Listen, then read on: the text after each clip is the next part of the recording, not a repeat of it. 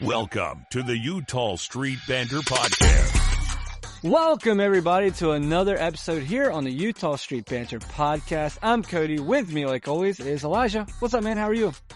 I'm doing good. Doing better than the Orioles are. Yeah. Hey, right now, I'm a Capitals fan. We're flying high. That's all I care about.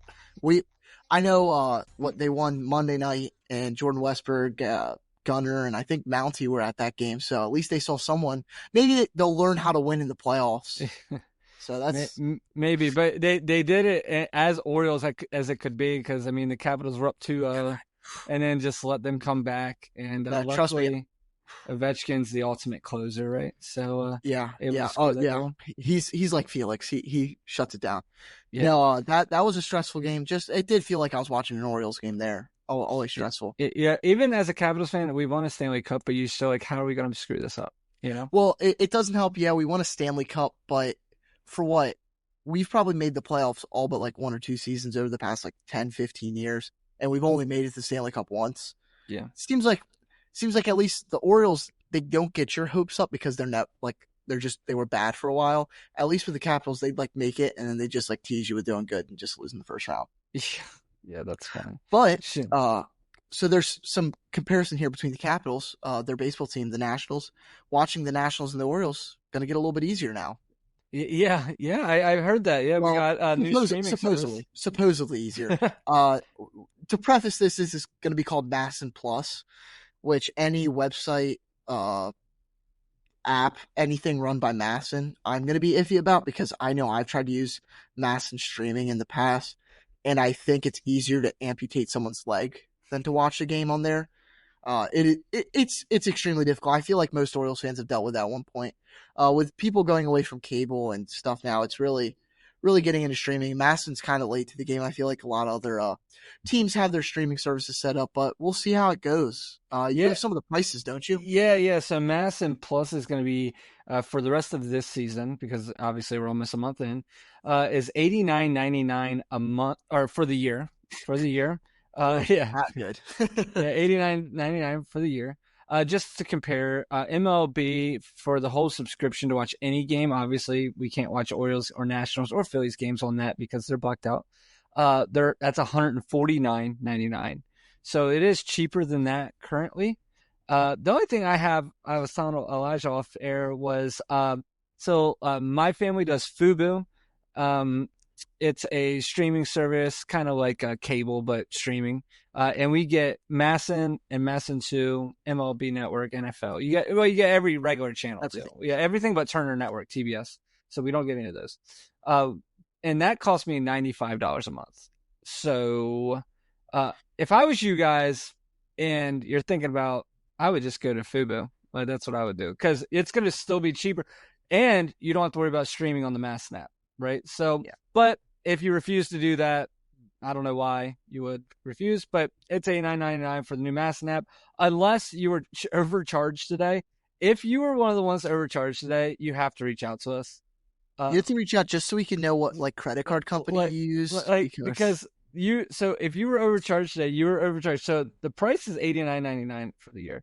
Some people were charged $8,999 today. So that's going to be, I can't imagine how much you were sweating to not only pay that, but to know you pay that to watch the current state of the Orioles. like, did that not fit directly? Like, you got your hopes up. You're like, oh, I'm going to be able to watch it. And then immediately crash and burn, right? Yeah. Oh, my gosh. I mean. Yeah. I just want to know, really, though, like we were saying earlier, is how do you even have a card that, like, just without hesitation allows that payment through? I mean, I have a credit card. I don't use it. I'll wait to I'm in enough debt as it in from school. I don't need to start off with a credit card, too. But I know the $9,000 is a pretty penny to spend on a credit card. But so speaking of crashing and burn, I really like this. Falls into the next person you want to talk about, because this guy's career has crashed and burned, and then came up and then crashed and burned again. Were you an MLB All-Star, Cody? I was not, but I also Well, Jorge Lopez was. I tell you, Hey, I Jorge Lopez, he had I have a better reputation than him right he had now. such a great half season with the Orioles, and we got Yennier Cano out of him. Did Which is awful great. things. He had a very interesting 2023. Very interesting 2024. Ran into some trouble. Of course, he was the one that threw his glove over the fence with the Mets. Ran out, said some comments, debated what he actually said. We'll leave that in the past. And then he got ejected. I will defend Jorge Lopez here. I've seen how he's pitched over the past year or two. I don't know if that was intentional. Yeah, I tell you, it kind of looks like just a pitch that got away. I tell you, for all of, I'm like, if it wasn't, so if you didn't see it, everybody, he hit one guy and then on the Pirates, and then he threw it behind or almost hit Andrew McCutchen. But I will say, I didn't see, it didn't look very intentional. The pitch was set up inside and he missed inside. Now I'm not defending Jorge Lopez at all.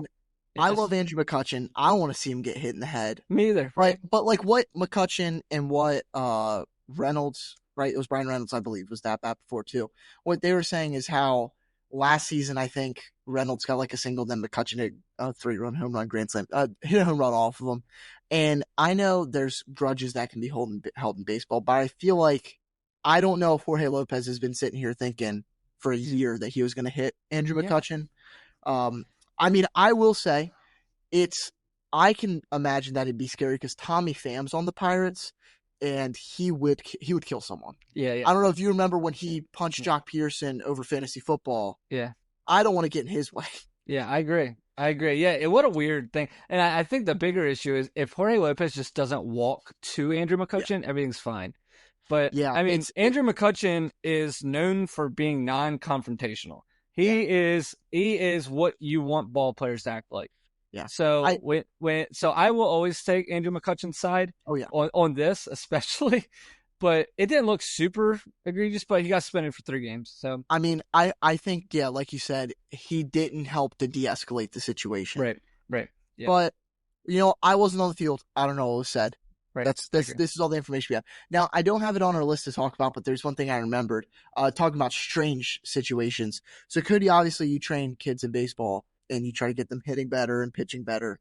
But for your pitchers, have you ever thought about taking them into the woods and having them pet spiders and get bit to pitch better? No, I have not. So that worked for Patrick Corbin this past week. Oh, I saw it. Yes. Yeah, he almost died. Yeah, like he said it's the best he's ever felt pitching. It's the best game he's thrown probably since the 2019 World Series. Well, obviously, I mean, when you can control like how fast or slow the ball goes due to the web you're shooting out of your wrist, I mean, obviously, what an ultimate changeup. I think it's when you're throwing it, you shoot the web out, and that changes the speeds, like the rotations per minute, and he can really slow it down. Maybe get like a knuckleball effect on it. We are losing listeners as we speak about this.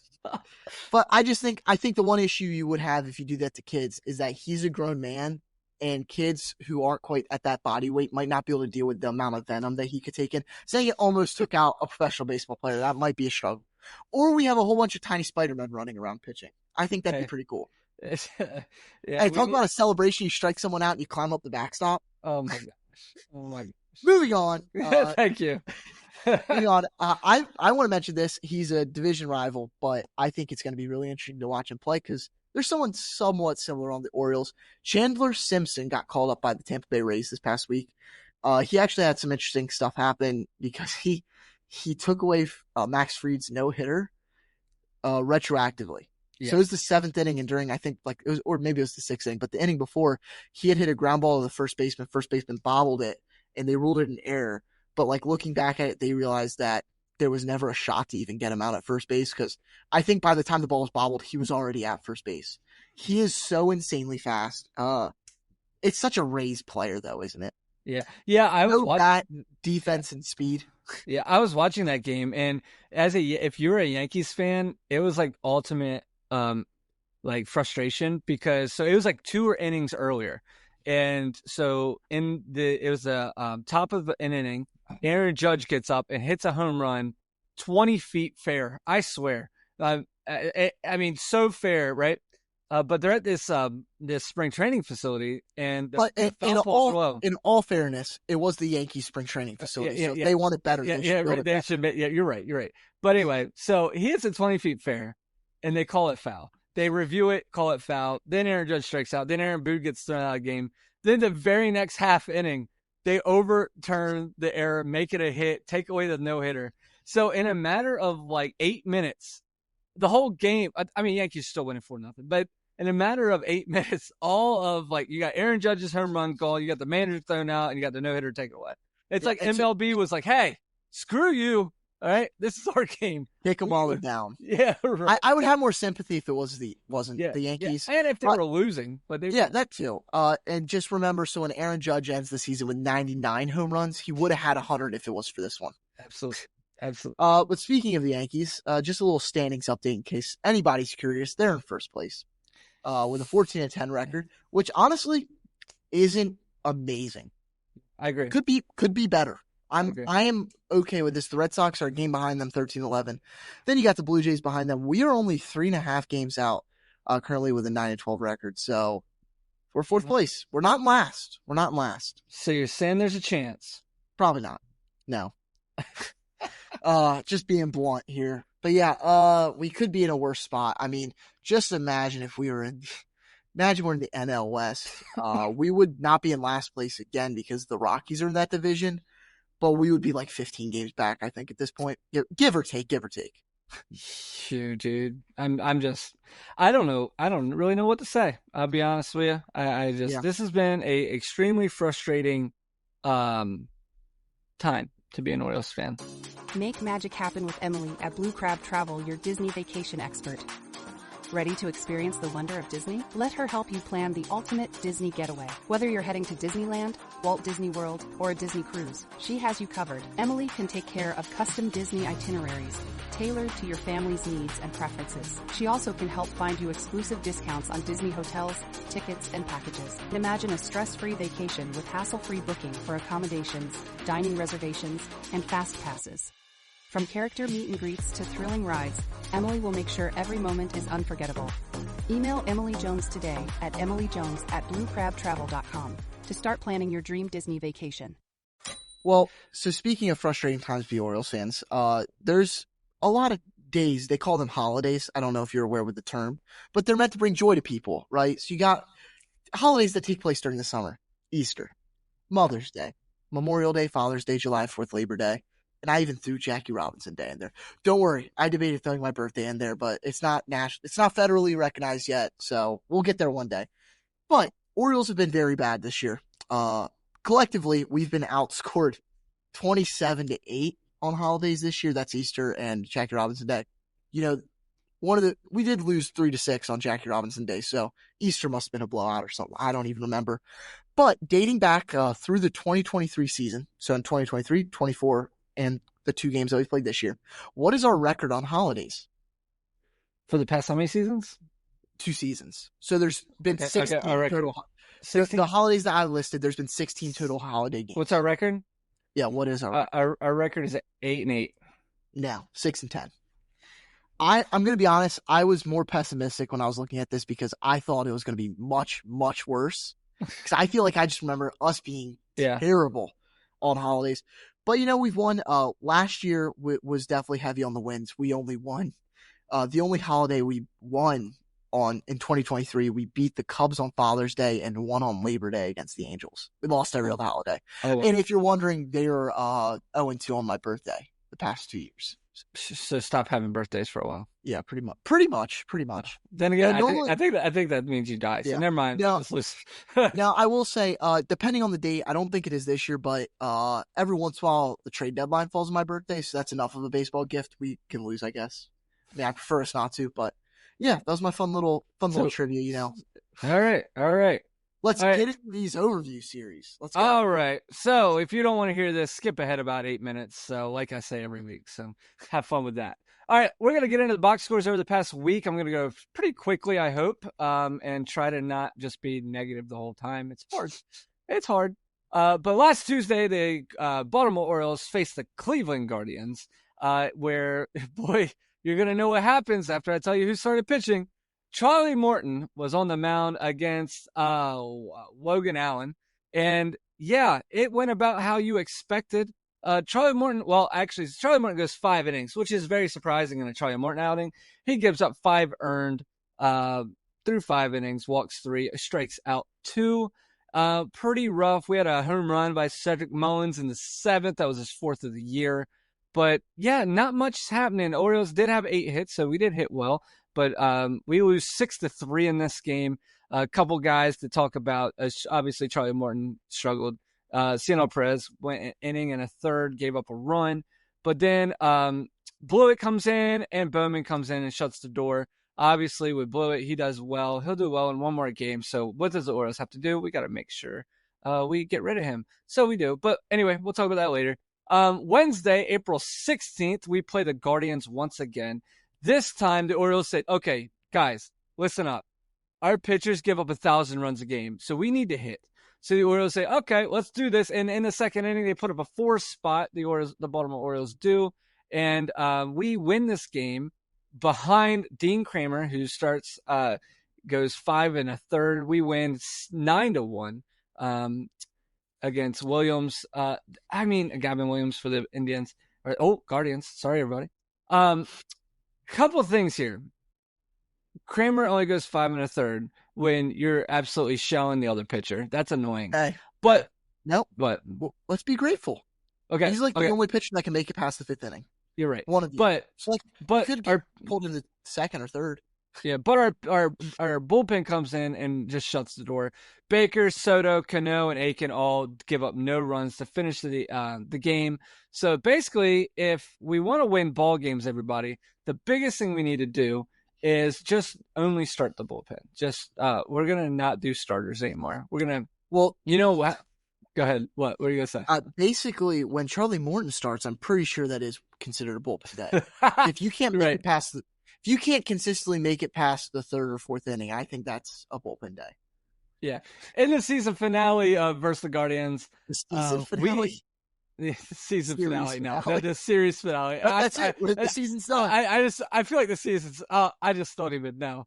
But in the series finale, you're not going to believe this because this is the first time this has happened all year, everybody. Sagano is on the mound against Beebe, and Sagano goes 7 innings, 2 earned. Now, here's the thing that happened for the first time. Here's the first thing. Orioles win a series. They win 6-2 against the Guardians behind Sagano, who pitched very well. He goes 7 innings, gives up 2 earned. Aiken comes in, does well. Dominguez comes in, does well. And Felix comes in and shuts the door. So, yeah, Henderson has his first home run of the year in the first inning. O'Hearn has his 3rd home run of the year. And Kershid has his 2nd of the year in this game. So we had a great time winning baseball games, 2 in a row. And you're like, oh, here we go, everybody. We're going to really step up. Remember, one more streak. Yeah. Cody said that we're facing a softer schedule right now. We need to take advantage of this, right? Well, guess what? Cade Povich comes in, who people like to call him Slim Shady, which is a disgrace to Eminem. But anyway, Cade Povich starts against the Cincinnati Reds and doesn't do well. He's very Cade Povich-y. Goes 3 1/3, gives up 7 earned, 5 walks, 4 strikeouts, 3 home runs against Andrew Abbott, who goes 6 innings, 11 strikeouts. The Cincinnati Reds strikes out 15 Baltimore Orioles, as the Orioles only have 4 hits, 3 runs, and the Reds have 11 hits and 8 runs. Mullins does have a home run. It seems like he has a home run every game. I mean, he's doing great. Kershid has a home run in the 8th inning. His 3rd home run of the year. Good God, can't talk. So yeah, we end up losing this game 8-3. But remember, no matter how bad the Orioles are right now, we don't get swept. So we do win in the next game. Going against right now statistically one of the best pitchers in baseball, and Hunter Green.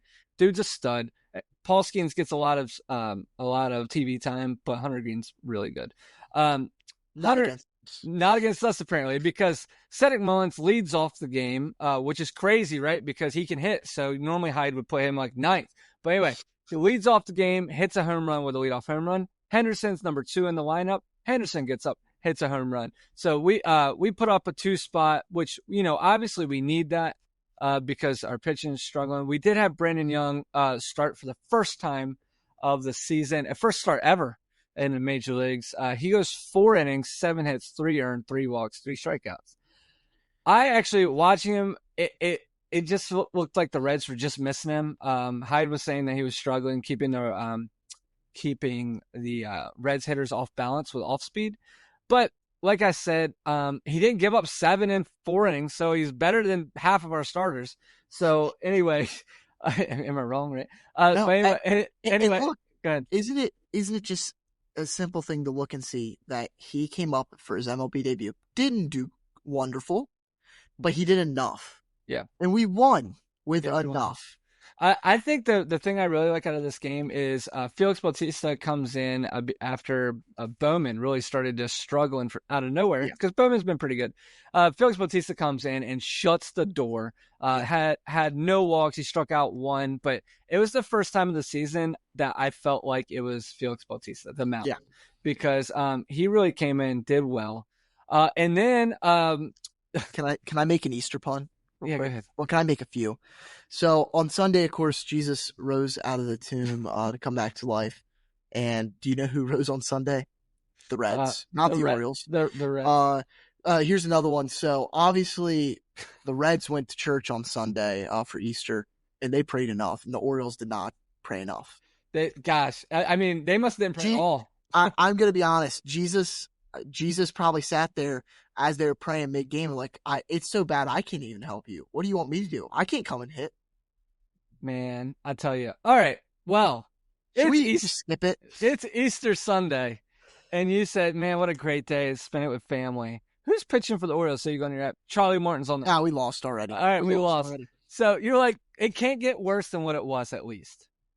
It can. So Charlie Morton starts this game off just straight off on fire. He doesn't give up a run in the first inning, right? So which is good for him. He's amazing. So we should have pulled him then. We should have, right? And then in the second inning, he does give up a run. In the third inning, he gives up 7 runs. So and then they say you're done. So I'm sorry, in the third inning, he gave up 6 because then they pulled him. He gave up 7 in 2 1/3. I will say it's impressive. He gave up 6 runs and only got 1 out. Is that not impressive? Yeah, with an error on a pickoff. I mean, it was just terrible. When we say error on a pickoff, that was not like an error on like Mountcastle. Right? He was the error. I don't know. Were you watching when he picked off? It was just terrible. It was. And the Orioles. I mean, we make Brent Sutter look like impeccable. I mean, listen, Brent Sutter did so good. He went 3 innings. He does give up 3 earned, gives up 1 run. And you know what they said? They said, "Oh, we're up like by a lot. You're done." You know, so Cody, he's not a starter. Oh, okay. Well, they didn't need him to. I don't know if you. So I the did game see, before yeah, they played their starter when they took out Hunter Green, so they had a bullpen day. Yeah. When we should have been able to beat up on a bullpen day because they got screwed over because Hunter Green had to get taken out early. Yeah. But can you imagine being Sutter and you're like, man, I hope they can hold it for me, and you're like, well, they're going into the 4th with 10 to 1. Yeah, we.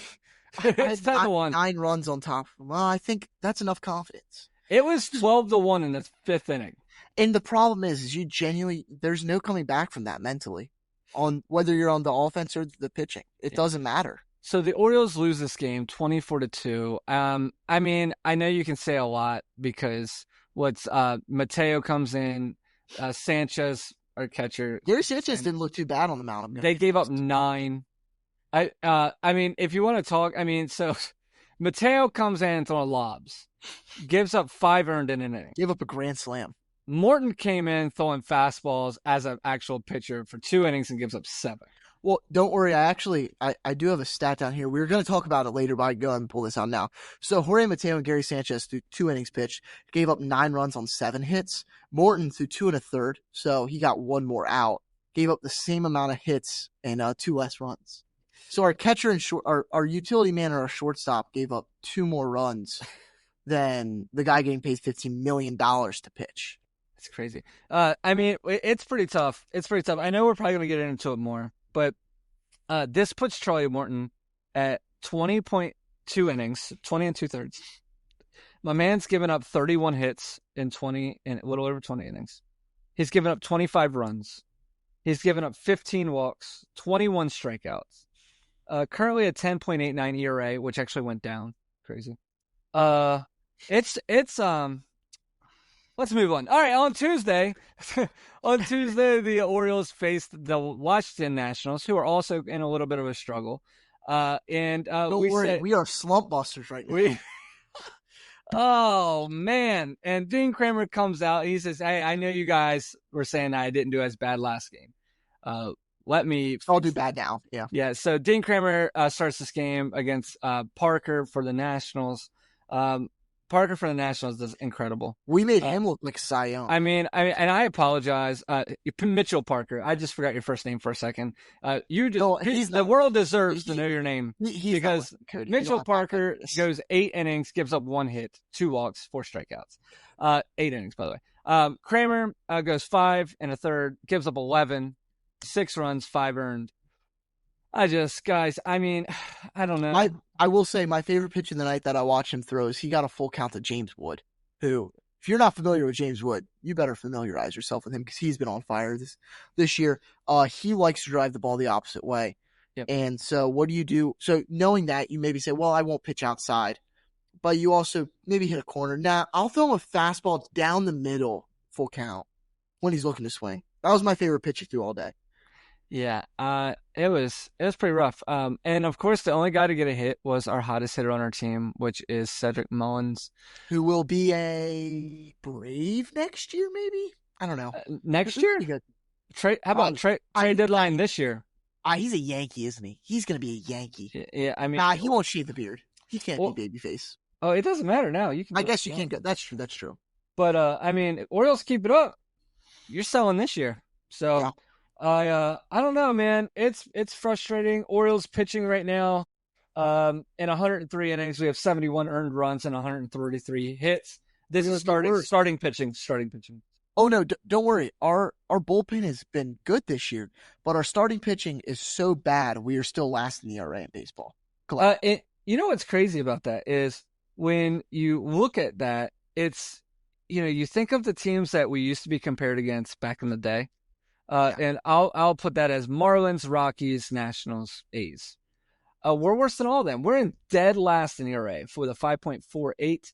The next closest to us is the Colorado Rockies, who has to play in Colorado, and they're 4.9.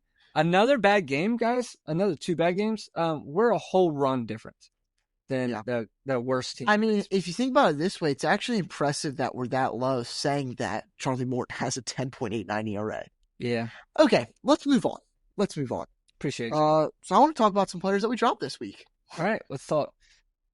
Well, I wanted to bring up a few names, some pitchers, names that you've probably heard this past week that you don't. I wonder where he came from, or why is he gone already? Well, because we're allergic to keeping a good pitcher. So I'll start off with Scott Blewett, which, by the way, terrible, terrible baseball name. Yeah. Especially if you're a pitcher. Like, Blewett may be one of the worst last names you could have. Other than like Homer Bailey. That's true. But even though you can just call him Bailey, you can't just go Scott.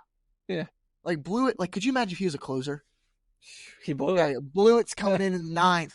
Blewett in the 9th. Yeah. That's but okay. So he came up, we got him from the Twins, and he was amazing. In 2 games, he gave up 1 unearned run in 4 1/3 innings. He has given up 1 earned run all season in 9 combined innings between the Orioles and the Twins. But don't worry, what did we do after his 2 great games? We said, you know what? We have CNL Perez. Let's get rid of him. Yeah. So we DFA him. We traded him to the Braves for cash now. And so we DFA'd to bring up Brandon Young, which, you know what? Okay. We want Brandon Young up. That makes sense. Brandon Young, who we already talked about a little bit, he did pretty good on Saturday. In the minor leagues, he has 2.75 ERA and 16 1/3 MILB innings in the minor league. And it looks like he's probably going to be here maybe for a decent amount. I don't know. Kyle Gibson's going to be coming back up soon, so we are going to be on the lookout for him. He's definitely going to be a starter. In an ideal world, I would like to keep up Brandon Young and just get rid of Charlie Morton and bring up Gibby instead. Because Brandon Young, if he gave me 4 innings, 3 earned runs every game that he pitched, that's better than Charlie Morton. Yeah. And I think that he's going to be here for a decent amount. I hope he's not the one gets sent down when Kyle Gibson comes up, though. At least with Brandon Young, you have a chance. Like, there's a chance that yeah, you there's catch. hope. There's hope. It's like You don't know. Yeah, there's ceiling. Charlie Morton, I think his ceiling is 6 earned runs, 5 innings. It's just, I don't know what you want. I don't. I mean, I- and like I see people saying, well, you know what? We need to put him in the bullpen. What are you gonna pitch him? Like, why would you put him in the bullpen? What's he gonna do? You're gonna bring him in you're gonna bring him in at the same time you bring Jorge Mateo in. Yep. Yeah. You're not bringing him in when the game's close. No. But another pitcher. We'll treat him like Ubaldo Jimenez. We'll be in the playoffs one time and we'll bring him in instead of my God. closer. Yeah, for real. But Cody Petit, he's another guy that we got. Strong first name. Cody likes to say that with all people named Cody. Well, Cody Petit, strong last name. He gave up 5 runs on Sunday, Cody. So Yeah. how's that working out for the Codys? I probably could have done better. I'll be honest with you. I couldn't. I don't think he could have. I don't think he could have. Now, Austin Wins would have just hit the warehouse off you probably. But so he did really good last year. He had a 2.22 ERA and 24 1/3 inning with the Yankees, which it's definitely an interesting one. He was in the trade for Cody Bellinger between the Cubs and the Yankees. We got him from the Cubs a little bit ago, and he's on the IL now. So he somehow, which you know what? After his performance, I'd say I was hurt too. Yeah. I think he has potential to be good on the Orioles, though. I'm interested to keep him around to see what happens. But he's hurt, like everyone else. Did you see Charlie Morton? He was being interviewed after his last game that he pitched, and the reporters were trying their best to get him to say that he was hurt. Like, they were like, "Is something wrong? Anything?" He's like, "No, I feel fine." And you know, like Orioles management was like, "God sakes, dude, Just please say there's something. just say, wrong. God say, man, And my I don't shoulder know." was nagging me. It was God. just tight today. My shoulder was a little tight because the Orioles were like, Can we like because phantom? So like, you how can't there's now. phantom- You can't fan Well, him you know how because he there's said the he's phantom fine. IL, but Yeah. you know how there is. Could we like phantom Tommy John? Oh my God, whole season. That's the Wait, worst. hold up. God, how I'm blanking on her name, but the ice skating woman that got her bodyguard to break. Yeah, I know. Yeah. What's her name? Man, people are yelling at us. Tanya. Tanya, yeah, it is Tanya. Tanya. Tanya Harding. Tanya Harding. That's there right. you go. Yeah. I got there. Yeah. Can we get like? No, I don't know. no, we can't. But We can can't. just We get can't someone wish to come somebody. over and No, reach? no, we can't wish No. injury. I'm kidding, guys. I'm kidding. I don't actually mean that seriously. I just mean- wish we cut him. Uh, You know what? well, He'll like, go cut home him, to- like not actually cut him. No, like yeah, DFA. kick him off. He'll go home to Atlanta. He'll go to Georgia. He'll go to his mansion with $50 million in his pocket. What more could he ask? He robbed us. You know what? His agent is a great agent. Yes. That's what- I do. I mean, I'm soft with this kind of stuff, but I do listen to his interviews, and I feel for him. I just feel bad. Yeah. Because he doesn't want to be struggling. Like I feel bad because like he's like trying to figure it out. But you know what I mean? Because and like it when Dean Kramer pitches, I like Dean. I'm an Orioles fan. I like Dean Kramer. But he doesn't give you any human emotions at all. Like You just he's see- like you see the knob of hair in the back. of his head. nothing, no human emotion. But when Charlie Morton pitches, you can see where he's like, dude, I tried this, it didn't work. He's like, I like, he said at one time, he's like, I know I'm gonna figure it out, but how much am I gonna hurt the team to try to figure it out? That's what he said. And I was like, God, that makes me feel terrible because like he is a person, you know what I mean? Like, Yeah. So it is frustrating. And yet again, I will come out and I'll say it like we said it before. It's not his fault that he was the one of two pitchers that we brought in this offseason. Yeah. He shouldn't be in. I think it'd be a different situation, and I think he would probably even be doing better right now if, say, this offseason the Rockies or the Marlins signed him, because he can go in there and he knows if he loses, it's not a big of a deal. He knows what the Orioles' expectations are. Yeah. I just, you know what gets me? I don't know if this happens to you, but I look at other teams that we're playing, and there'll be a guy, and me and you watch baseball a lot. Yeah. There'll be a guy where I've never heard of this starter. And they're like, oh, he's been great the past 4 games. Like, can we get lucky and just get somebody that happens to be great for 4 games? For real. Because we currently can't even find somebody, like anybody, that can just be. Okay, hold on. Sugano's doing well. And Sugano is doing good. But, I mean, like, other than that, I mean, I don't have hardly any hope on anybody. Well, here's a name. I thought that could be a guy. He might not be, but he could be. Thaddeus Ward, which, by the way, great first name. Thad. First name. Gotta love Thad. I mean, there are just plenty of nicknames waiting to go out with Thaddeus. TW. Fatty. So he's done actually pretty good in Norfolk. He's got a 3.38 ERA and 18 2/3 innings. And I would have to guess that he is the next starter if we needed someone to come up. He would be the next man. He's been doing interesting. I'm not going to say he's going to be good. Not going to say he's going to be bad. I'm throwing out a name. Just like these other three, I'm going to say these are names that you have to think about. I guarantee you, Colin Selby's one of them. He will be back up at some point. He's already been up at one point. He's going to go up and down a few times. And then two other names are Cade Stroud and Kyle Brnovich. Don't know if I'm pronouncing that right. No name should have that many consonants in a row. BRN. That's a yeah, like I don't know. But they're interesting ones that we could watch that could come up at some point, get a spot start, come in, relieve. Who knows? And I think they said that Chase McDermott is starting to come back, maybe getting ready to rehab, but we'll see. And we've talked about a lot of negativity. I want to just highlight two guys that have been, balling out this year. Starting off, you mentioned him. It's Tomoyuki Sugano. Sugi. That's what I'm going to call him now, Sugi. Sugi, he's got a 3.43 ERA and 21 innings in 4 games. So I just want to I know we're not the smartest here on the Utah Street Banter podcast, but if we do some quick math, in 4 games, divide that by 21, give or take 5 innings a start, right? Give or take. Do you know who's pitched 5 games and thrown less innings than that? Who? Charlie Morton. Charlie Morton's averaging about 4 innings a start. That's because he has made it to 5. Sugano's, we kind of came in knowing that either Sugano or Morton, probably one of them wasn't good. And one was. And Sugi's looking good. I like it. His whip is league average, which if he can be a league average pitcher, I like it. I'm fine with that. I like his stuff. He's gotten better every start. I agree. Looked amazing against the Dodgers. When he pitches, I feel like we have a chance. Yeah. Unlike Morton. Yeah. Yeah. And another guy. And Povich. Yeah. Povich, I still feel like we have. I know. I don't know why y'all like him so much. He's literally showed me nothing.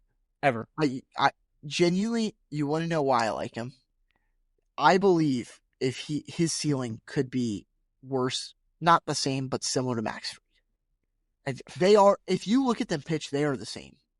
Yeah, but one wins and is good. Fair. But he is young. I know he's young. Yes. But like when you're trying to win, what's it gonna hurt? What I don't think we're trying to win any. So what's it hurt?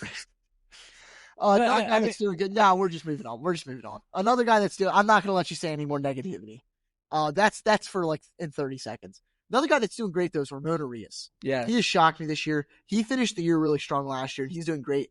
His slash line right now, he's batting a 319, a 389 OBP, and then 362 slug. He is surprisingly, I looked at this. He's only played third this season, and he's DH'd. He can't play second. He can't play first. He'd probably play outfield if you really wanted him to. Yeah. He's a really good utility. He's Gold Glove third baseman. His defense has consistently gone downhill since his Gold Glove season, but he still has. And then, so this is a little bit of a nerd stat here, but wins above averages is that, go to Baseball Savant, Baseball Reference, and look for yourself. If I explained it, I'm gonna explain it wrong. But basically, it's how much wins you provide to a team, similar to WAR almost. Right now, his wins above average is 0.4, right? Last 2 seasons, each season was 0.5. So he's already almost equaled the value that he's brought to the team the past 2 seasons. His Gold Glove season in 2022, he was at like a 2.3. We could be looking at similar to that, this could be his best season of his career. I think he deserves consistent playing time. I agree. I think that, you know what I think about Ramon Arias is I think that the reason why he comes up and does well is he knows it's his only chance, right? Yeah. And I think there's some other people on our team that don't do that. I think some other people are given spots because of where they were drafted and what they're supposed to be. And not that I think Ramon Arias should take other people, but I know, and I love this player. He's probably my favorite player on the team. But if I know that for you, Ramon Urias goes 0 for 30, right? Like Jordan Westbrook just did. He's done. Yeah, he's gone. You know what I mean? I'll beat you to it. I don't think he'd even be given the 30 at bats if he was going over. Yeah, and but not that Jordan Westbrook's out of it now. I feel like he is doing well. Yeah. But what I'm saying here is I think that Urias knows that, and especially in the offseason coming into a season on this team, hey, I have to perform to play. And he seems to really take advantage of that. Yeah. When he gets consistent playing time and there's an injury, then you see him struggle. Yeah. But when he's fighting for position battle and being in the lineup, you see him do well. I mean, I will say, everyone wants to talk about our young talent, but our 3 best players are 3 of our most veteran players in O'Hearn, Mullins, and Arias. Arias, I think, is like 4th on the team or something like that in OPS. Yeah, because Mullins has a 106.6. Kerstad is .001 higher than him, so I'll give Kerstad's good. Ramon Laureano's got a higher OPS than him. That's just because he hit like the 3 home runs in the past couple of days. And then O'Hearn's higher than him. That's it. Yeah, I mean, if you look at it, our veterans are doing what they're supposed to be doing in times of struggle. Our young guys need to figure it out. Yeah. Okay. Are you ready? I'm not ready to talk about how bad the Orioles are doing. So I know we've talked about this like half the time anyway, but I'll just even tell you guys the name of what I named the next segment. The problem. And the problem is all encompassing. This is when you need a scroll, like you know how you open it and it's yeah, just all the way to the floor. So the problem, we'll start off. You know what? I'm done talking about Charlie Morton. That's the problem. He's rough. Yeah, he's a problem. We've spent enough time on Charlie Morton. That's a problem on its own. Charlie, we want you to be better. I promise. We are rooting for. If you came out in the next 3 games and did good, we'll come here. I'll buy your. We were all wrong. I'll buy your freaking jersey instantly.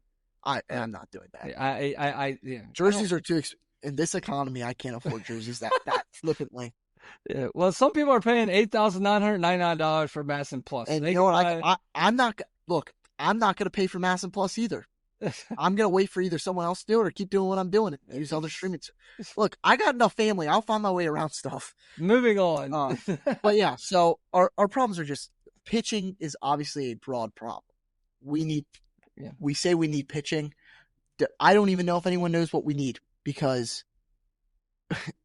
we're in such a bad spot. I was telling Cody this before we got on. If you ask me today, do I believe the Orioles are going to make the playoffs? My answer is no. I don't even know if there's anything we can do to turn around this season.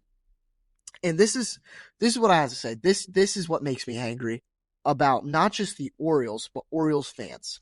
We have grown so complacent and so used to just losing. Do you understand, Cody, that from 2017 through 2022, we didn't make the playoffs once? That's not normal. I know you know that, but that's not normal. You know what? 2012 to 2016, if we were to, I don't think that should be considered a success either. We had a great group of studs, right? We wild card team, no playoffs, won the division, got swept in the ALCS, no playoffs, lost in the wild card. Yep. That's 6 seasons right there with no success whatsoever. We won the division once. Whoop-de-doo. And that's what it's looking like it's going to be here. We got our 2023 season. We won the division, fought hard, got swept by the Rangers. Last year, got bullied in the playoffs by the Royals. And I don't think that Orioles fans are angry enough because you know what's going to happen when you still buy your tickets, when you still buy your jerseys, when you go to the game still, they make money and they say, well, why are we going to do anything to fix it? Why do I need to spend money to fix this team? We're still making money. And you know, I don't know who to blame at this point. I can't. It's not my job to know who to blame because I shouldn't have to blame anyone. Mike Elias should be doing his job better. Simple. If you think Mike Elias is doing a good job, you are an idiot. You are. Yeah. Am I wrong? Yeah, I mean, I agree. I blame, obviously, Mike Elias on the whole pitching front. Okay. And this is the problem. Is you can say going into this season, sure, we had Grayson Rodriguez, we had Zach Eflin, Kyle Brash was going to come back. You get some supplemental pieces in Sagano and Morton. We're not terrible. That's not a contending. We knew that going into the season. That was not enough to win a World Series. And we knew going into the season, Zach Eflin got hurt last year. He has injury history. Grayson Rodriguez has not pitched a full season yet. Kyle Bradish is not coming back soon. Charlie Morton's 41 years old. Tomoyuki Sagano never pitched in baseball. We had 0 guaranteed pitchers. Dean Kramer was the closest thing we had to a bona fide starting pitcher. Yeah, I agree. And look at what he's done this year. I agree. These question marks that could have been answered. Yeah, obviously we have a ton of question marks coming from the pitching. And I do blame him for that. Because I never looked at I know we had depth, which is gone because of injury. But you're trying to win a World Series. You're not trying to get depth. What are you talking about, right? Your goal shouldn't be to get 6 number 5 starters. And don't blame you had Corbin Burns. Don't blame the market when the Arizona Diamondbacks are getting tough pitching. But anyway, but here's another thing I blame. I blame the Orioles offense. I blame the young guys for not stepping up. So the Baltimore Orioles are 22nd in baseball on average. I mean, we're 1 point above the Mariners, who are one of the worst hitting teams in baseball, and the Angels. So we're struggling hitting like none other, which is super frustrating. Obviously, you know that Cedric Mullins is doing well. Adley Rutschman, he's fallen right back down. I mean, obviously his at-bats are better than they were last year, but I don't care. He's batting a 200. Westbrook's batting a 187. Laureano, obviously he's coming back a little bit. He's batting a 200. He doesn't have nowhere near the plate appearances, but he's supposed to be hitting lefties. He's not. I will say he has a 200 average, but he has it. It is like 10 at bats. I agree. All of his hits are home runs. Yeah. Gunnar Henderson's batting a 213. Jackson Holliday's batting a 213. O'Neill, who hasn't been great, is still one of our best hitters, batting a 230. Mountcastle 229. But I know you say, well, averages don't really matter. Well, they matter when they're under almost 2. And so I have one question for you, Cody. Okay. So do you remember this offseason when trades, or even last trade deadline, when trades were getting thrown away or thrown around, we were looking for pitchers, obviously. Some of the names that were getting thrown around for hitting Kobe Mayo. Yeah.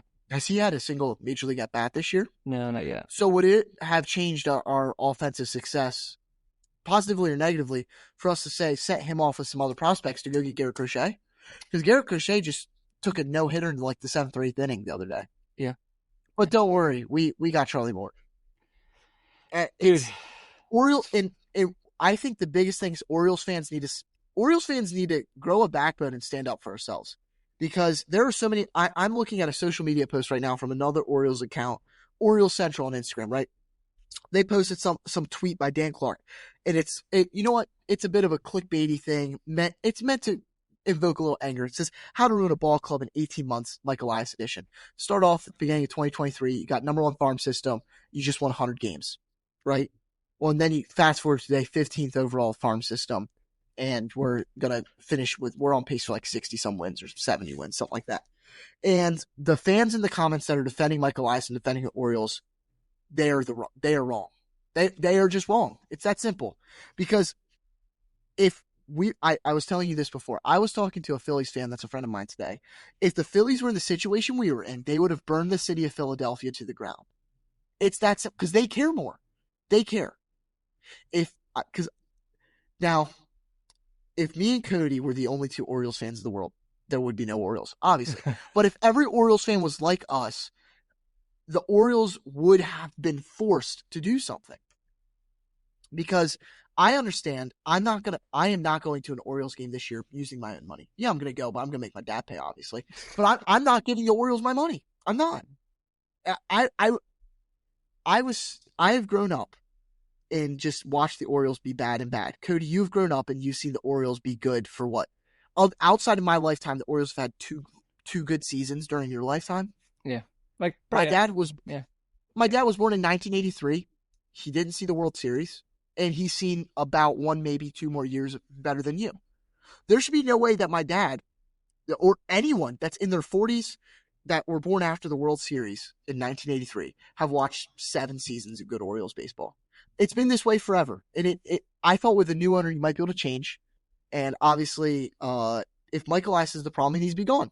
Because I truly believe if Mike Elias is the reason that we haven't signed pitchers, he should not be.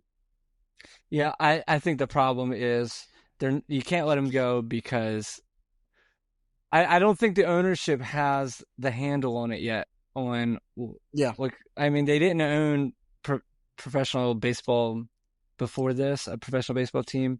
I think they only know what Elias is telling them, or I think so what I think is if you were to get rid of Elias, then somebody in his regime would take over. Yeah. You know, that's the truth. That I don't want that either. Yeah, and I think you can't get rid of Hyde because then who's going to take us? Buck Britton?